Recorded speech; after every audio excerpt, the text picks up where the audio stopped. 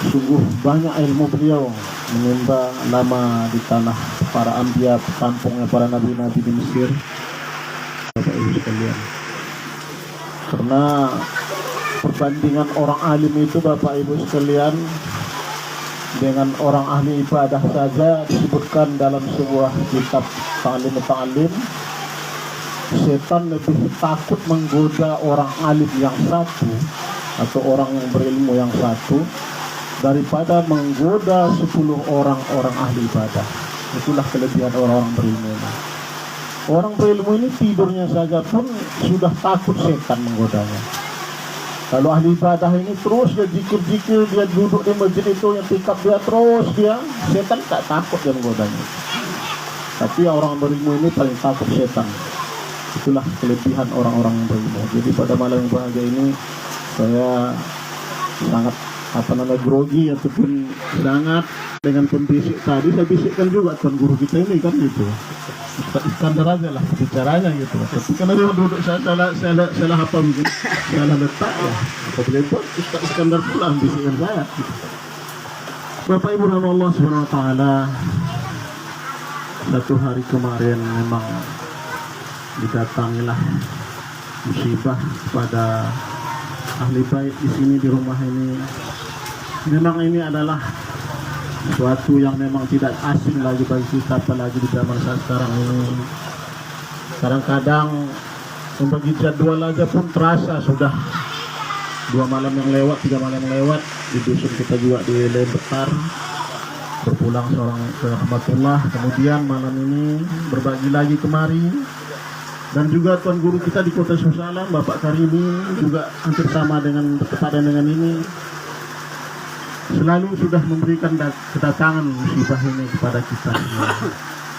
Maka Allah tuliskan di dalam ayatnya Al-Quran, Bismillahirrahmanirrahim, wala nabluwannakum bisyai'in minal khawfi wal ju'i wa naqsin minal amwali wa anfusi was samarat wa basyirus sabirin.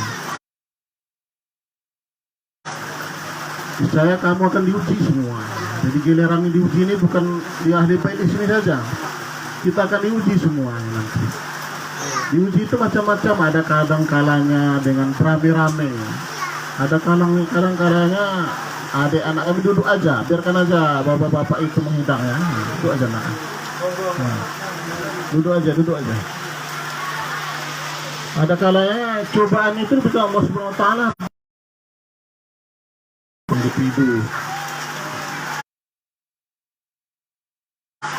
Walau berdoa mengaku bisyai'in minal khawf. Dicoba kadang-kadang kita itu dengan ketakutan. Kalau kita perhatikan zamannya ini bermacam-macam ketakutan. Kadang kita bisa tidak ceritakan semua ketakutan itu. Ada kalanya kalau memang zaman konflik dulu ketakutan dengan kita, entah apa yang kita takutkan, takut sajalah. Pergi ke sana takut, pergi ke sini takut. Di zamannya Nabi Musa alaihissalam juga diberikan kita masa ketakutan. Apabila lahir anak laki-laki takut akan dibunuh oleh Fir'aun laknatullah alaih. Maka para kaum ibu itu, semua kaum ibu yang mengandung itu, Bapak Ibu sekalian, takut ya. Apakah anak saya yang lahir nanti perempuan atau laki-laki? Perlu disembunyikannya. Itulah yang Nabi Musa sebagaimana kita selalu baca sejarah.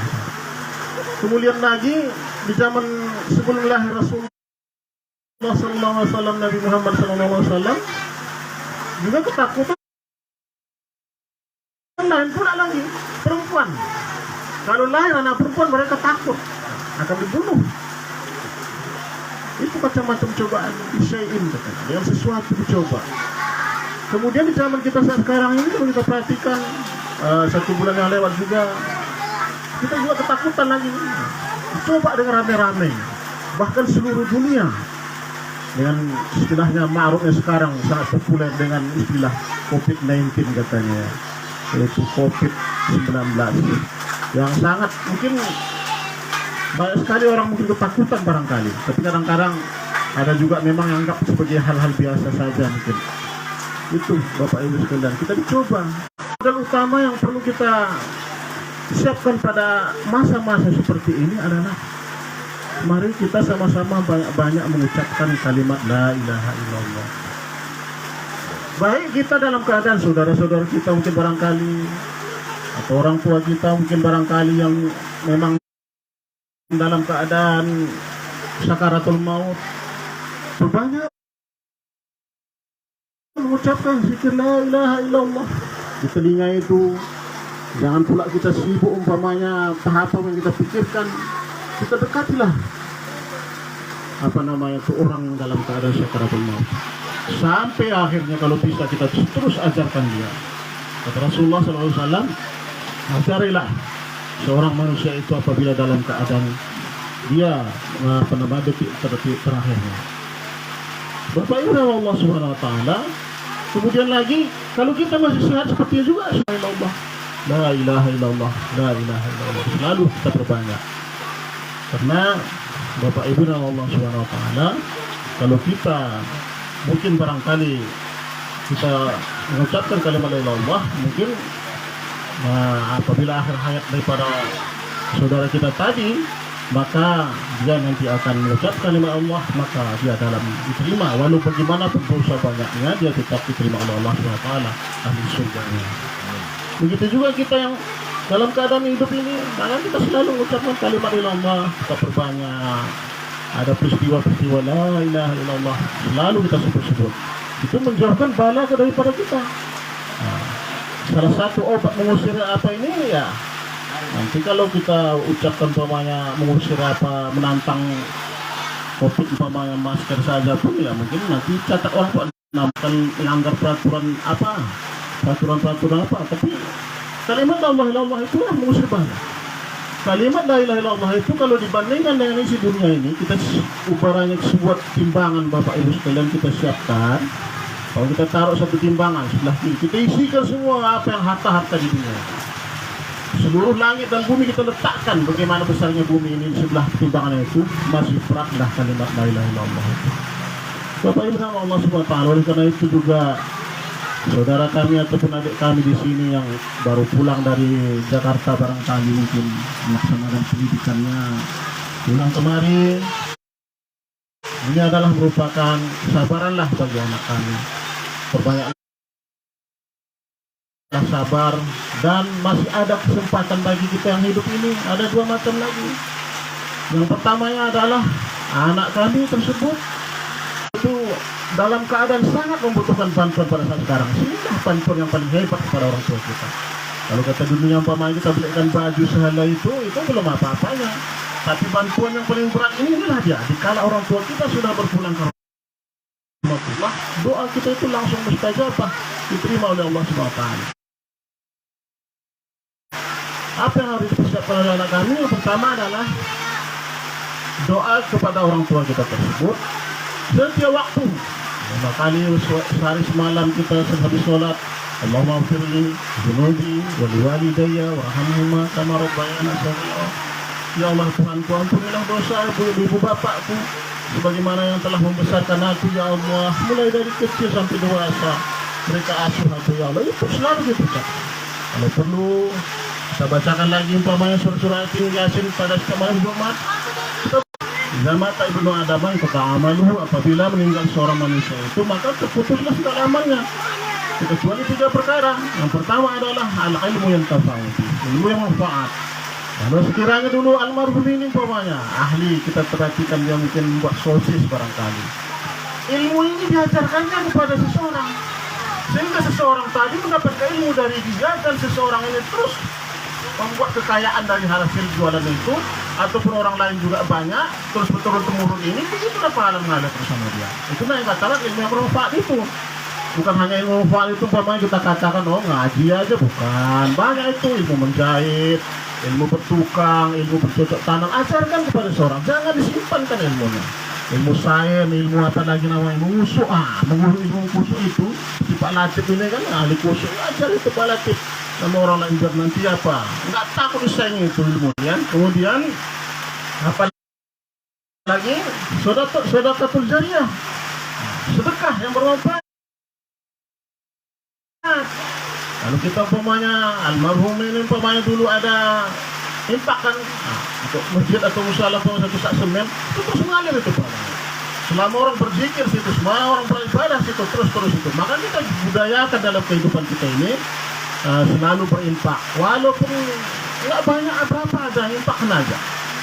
Dalam gotong musola itu Bapak Ibu sekalian, nggak ada kita memberikan semen. Ambil Indomie itu satu bungkus, satu karton itu, berapa lah itu kan? 20.000, masak kan antarkan ke sana. Orang sedang tak mencari semen umpamanya Bapak Ibu sekalian. Itu sudah terjadilah juga dengan sebab Indomie itu umpamanya, sehingga musola itu terbangun, orang bekerja. Sudah terjadilah namanya Bapak Ibu sekalian. Oh nggak ada itu, ada kue, ambil apa namanya itu roti, tepung roti itu, aduk dia segala macam. Apalagi ibu yang ahli buat kue, antarkan dia ke sana, biar dia bertimbun kue di dalam orang yang bekerja saja. Sehingga orang bekerja itu apa sekalian semangat ya. Ini budaya-budaya ini harus kita ciptakan di lingkungan kita. Nah, saya pernah ada berjalan Bapak Ibu sekalian ke sekitar 6 bulan yang lalu itu di sebuah desa di Sawang, ada nama di Tasik Selatan sana. Masjidnya Allah, Masya Allah, 2 miliar, saking cantiknya. Ada dari perempuan minta gambarnya itu, diminta sama saya untuk menjemputnya di fotokopi. Saking cantiknya masjidnya itu. Mereka sanggup membangun. Tapi bagaimana ibu sekalian, sebentar datang apa namanya aqua 20 karton, sebentar datang kue, sebentar datang nasi bungkus. Ini budaya-budaya kita. Nah, bukan itu saja lagi Bapak Ibu sekalian. Kadang-kadang anak-anak kita ini kan selalu tadarus di musola itu. Nah, jangan kita biarkan mereka kosong. Antarkan goreng pisang, antarkan apa sekali. Ini akan memberikan kebaikan-kebaikan dari sedekah itu kepada kita. Dan sedekah itu Bapak Ibu sekalian menolak bala. Kemudian lagi ya, seperti yang kita sampaikan tadi, kepada anak kita ini, menyangkut kepada anak kita ini. Nah, apa namanya? Waladul soleh. Anak yang soleh. Anak yang soleh itu adalah mendoakan orang tuanya. Maka doanya itu langsung mustajab. Nah, itulah yang harus memang anak kami jangan lalaikan, jangan lupakan. Apabila kita berbaik seperti dengan orang tua kita, maka kita juga diberikan Allah nanti rahmatnya. Turunan kita juga insya Allah akan mendoakan kita. Nah, inilah yang perlu kita tingkatkan Bapak Ibu sekalian. Berdoalah kepada orang ahli musibah seperti ini. Nah, alhamdulillah dengan ada seperti kita beramai-ramai juga hari ini pada malam ini berdoa, semoga almarhum juga yang pada Allah Subhanahu wa taala. Kemudian yang kedua, sama anak kami tersebut masih ada pertolongan lagi yang harus kita berikan kepada ayah kita itu. Apa itu Bapak Ibu sekalian? Cari mana utang-utangnya, mungkin ada dulu. Tanya ibunda kita, Ma, mungkin ayah ini dulu ada nggak minjam barang ke sana umpama itu? Ya ada kan seperti orang gitu. Nah, saya ada pernah kejadian itu di daerah apa namanya sana, Tapsir sana. Saya datang karena memang saya ingat ada sekarung gandum itu, satu goli gandum ataupun gandum yang diutang oleh orang tua. Nah, sebetulnya ini maafkan ini katanya. Cuma aku ingin anaknya itu harus minta maaf sama saya, kata begitu. Begitu saya bayarkan ke gandum dari pulangannya lagi uang Bapak sekalian. Jadi memang kita harus sebagai adab kita dalam berutang itu umpamanya harus juga kita minta maafkan walaupun mereka sudah izinkan umpamanya, tapi kita etika kita harus kita sampaikan. Ini juga pertolongan kita pada orang tua kita. Bagaimana ya, saya apa namanya itu ada satu doa Rasulullah SAW ya, yang mana ya karena ini hidangan sudah tersedia di hadapan kita ya, silakan nan pokok nolak. Nah, ayo kita mari sama-sama mencicipi dengan Bismillahirrahmanirrahim. Aku nahan terakhir harus tadi. Doa yang sampai kalau Rasulullah selalu diajarkan kepada umatnya, Allahumma inni na'udzubika minal ajzi wal kasal. Nah, aku berlindung kepadamu ya Allah dari sifat lemah dan sifat malas. Kenapa Rasulullah SAW selalu menganjurkan atau memberikan doa ini kepada umatnya? Adalah memang sifat kita selalu di dalam kehidupan ini adalah yang susah kita apa namanya sangat buang itu dan harus kita lawan adalah penyakit malas. Penyakit malas, lemah dan malas, terasa lemah itu.